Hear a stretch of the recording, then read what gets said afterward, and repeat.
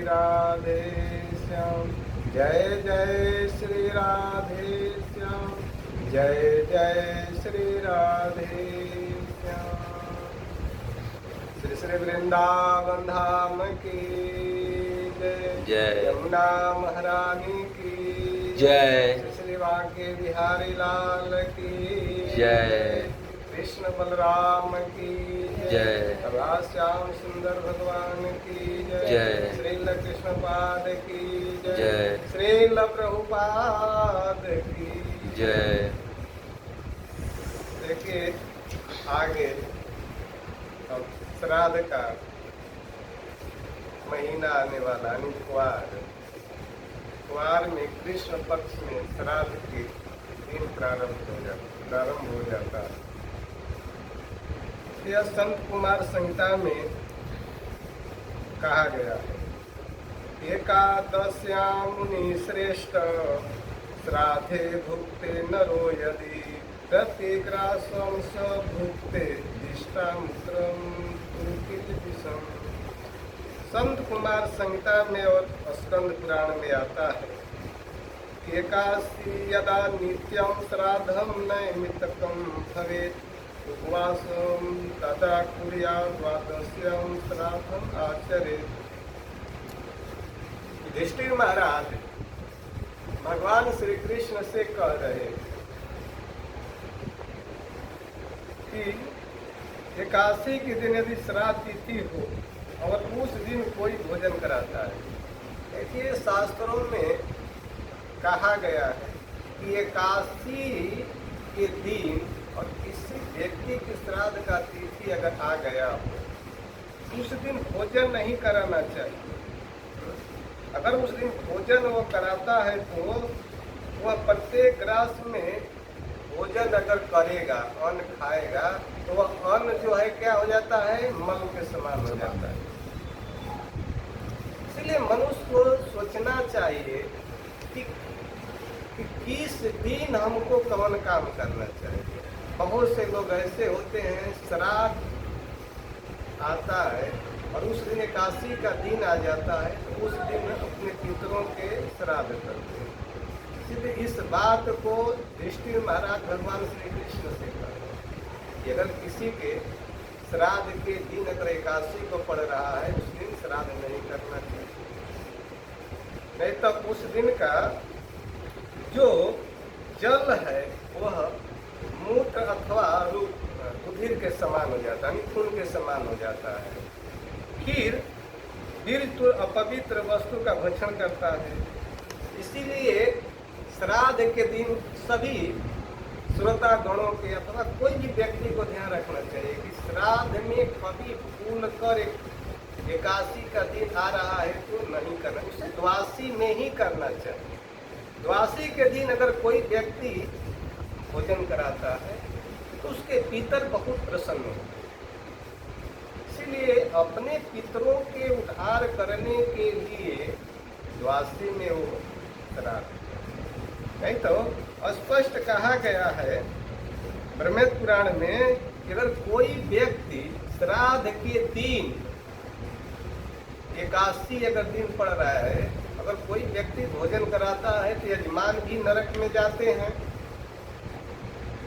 और जो ब्राह्मण श्राद्ध करवा रहे हैं वो भी नरक में जाते हैं और पितर जो है वो भी नरक में जाते हैं। इसलिए मनुष्य को ध्यान रखना चाहिए कि श्राद्ध के दिन अगर एकादशी पड़ रहा है तो उस दिन न कराए, द्वादशी में ही कराए तो उसको कई गुना फल मिलेगा। तो यह कथा युधिष्ठिर महाराज किसे कहे, भगवान श्री कृष्ण। तब भगवान श्री कृष्ण इस इंदिरा एकादशी अश्विनी कृष्ण पक्षी इंदिरा एकादशी की महिमा अब युधिष्ठिर महाराज से भगवान श्री कृष्ण कह रहे हैं कि हे युधिष्ठिर महाराज, इस कथा को अभी नहीं, ये सतयुग में इंद्रसेन नाम का एक बड़ा पराक्रमी राजा था। ये आप लोग मत समझिएगा कि ये काशी की महिमा अभी से ही चली आ रही है। ये सतयुग से, जब से 4 युग होता है, सतयुग, त्रेता, द्वापर और कलयुग। कलयुग की उम्र कितना है? 4,32,000। इसे 2 गुना कीजिए। द्वापर के 8,64,000 हो गया। त्रेता के 12,96,000 हो गया। तो उसे आगे और कर लीजिए कि सतयुग का कितना हो गया। तो एकादशी की महिमा आज से नहीं, जब से भगवान ने सृष्टि किया है तभी से प्रारंभ किया कि सबको करना चाहिए। वो ब्रह्मचारी हो, गृहस्थ हो, वानप्रस्थ हो अथवा सन्यासी हो, सबको एकादशी का व्रत करना चाहिए। और नहीं तो भाई लिखा गया है शास्त्र में कि और पापों के तो प्रायश्चित आदमी कर सकता है, लेकिन एकादशी के दिन अगर कोई अन्न खाता है उसका कोई प्रायश्चित नहीं। बहुत से लोग क्या कहते हैं, बहुत से लोग बोलने को तो बोल देते हैं, टीवी में आ जाता है और जगहों पर आ जाता है कि एकादशी के 3 दिन अन्न खाना चाहिए। इतना सोचना चाहिए कि एकादशी के दिन अन्न नहीं खाना चाहिए। अब क्या आजकल देख ले, सुन ले सभी लोग कि युधिष्ठिर महाराज से ज्यादा तो व्यास गद्दी पर बोलने वाला कोई विद्वान नहीं होगा, भगवान श्री कृष्ण से ज्यादा तो कोई बोलने वाला विद्वान नहीं होगा। तो क्या ये लोग नहीं कह सकते थे कि एकादशी के अन्न खाना चाहिए? एकादशी के अन्न किसी भी व्यक्ति को नहीं खाना चाहिए। अब मान लीजिए अब श्राद्ध की तिथि लगने वाली ही, तो बहुत से लोगों के श्राद्ध तिथि में ही एकादशी पड़ जाएगी। तो उस दिन वो लोग ध्यान से सुन लें कि एकादशी की अगर तिथि पड़ रही है श्राद्ध में, उस दिन भूलकर वो भोजन किसी भी व्यक्ति के न कराएं, नहीं तो उसके पितर भी नरक में जाएंगे, यजमान भी नरक में जाएंगे, और कौन जाएगा? कराने वाले जो ब्राह्मण जो हैं वो लोग भी बेचारे नरक में चले जाएंगे। बहुत से लोग बहुत खुशी होकर दक्षिणा लेने के लिए बेचारे श्राद्ध तिथि पड़ गई एकादशी के उस दिन भी कराते हैं। इसलिए भूल कर न कराए और ध्यान से सुन ले कि अगर एकादशी के दिन श्राद्ध की तिथि आ गई हो तो उसको द्वादशी में ही यजमान से कहकर कराना चाहिए, अथवा या तो फलाहार कराए, जैसे व्रत में किया जाता है उसी तरह श्राद्ध के भी लोग कराएं, तब तो उसका फल मिल जाएगा। और यह एकादशी की बहुत ही बड़ी महिमा है। ये कथा भगवान कृष्ण दृष्टि से कह रहे हैं, और भगवान कृष्ण ही नहीं कह रहे हैं। इस कथा को नारद जी ने कहा है कि से इंद्रसेन नाम के जो राजा थे, वो महिष्मती नगरी के वो राजा थे। तो राजा भी भगवान के भक्त थे और प्रजा भी उनकी बहुत प्रसन्न थी। जैसे राजा रहता है वैसा ही प्रजा को शिक्षा देता है, जैसे माता पिता रहेंगे वैसा ही अपने बच्चों को शिक्षा देंगे, जैसा गुरु रहेंगे वैसा ही अपने शिष्यों का भी उपदेश करेंगे। तो नारद जी ब्रह्मलोक से घूमते घूमते घूमते घूमते कहाँ पहुंच गए? यमलोक में, जहाँ यमराज जी रहते हैं। यमराज जी ने देखा कि नारद जी हमारे पास आए हैं, तो नारद जी को देखकर यमराज बहुत प्रसन्न हुए, उनके पूजा किए, उनके आरती किए। उन्हें कहा अहोभाग्य है कि आज हमारे घर पर आपका आगमन हुआ। नारद जी के जब पूजा कर लिए, उसी स्थान पर यमराज के ही पास इंद्रसेन के पिताजी गए हुए थे। ध्यान रखना चाहिए सभी लोगों के कि जैसी करनी वैसी भरनी।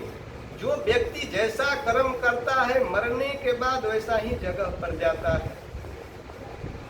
उनके पिता भी बहुत ही पुण्यात्मा थे और किसी कारण बस कोई कमी रह गई थी। उस पाप के कारण इंद्रसेन के पिताजी कहाँ पहुंच गए? यमराज जी के पास, नरक में।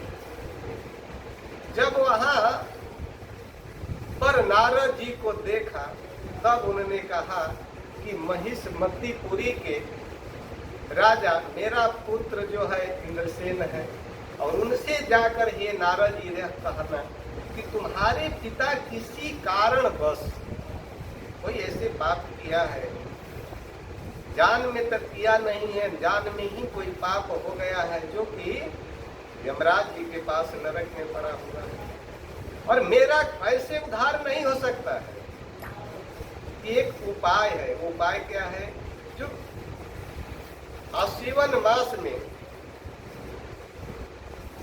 एक कृष्ण पक्षीय इंदिरा एकादशी जो आएगी, उस दिन वह व्रत कर कर जब अपना पुण्य हमको दे देगा, तो उस पुण्य के प्रभाव से मैं स्वर्ग में चला जाऊंगा। इसीलिए हमेशा ध्यान रखें कि अपने पितरों के उद्धार करने के लिए ये जो एकादशी व्रत आएगी उसको पालन करें, व्रत करें, और उसके पुण्य से अपने पितरों को कहाँ भेज दें? वैकुंठ में, जहाँ भगवान विराजते हैं। एक बार भगवान के नाम बोले और सभी लोग एकादशी का व्रत करें। बोलिए हरे कृष्णा कृष्ण कृष्णा हरे हरे, हरे राम राम राम हरे हरे। जय जय श्री राधे श्याम वृंदावन धाम की जय।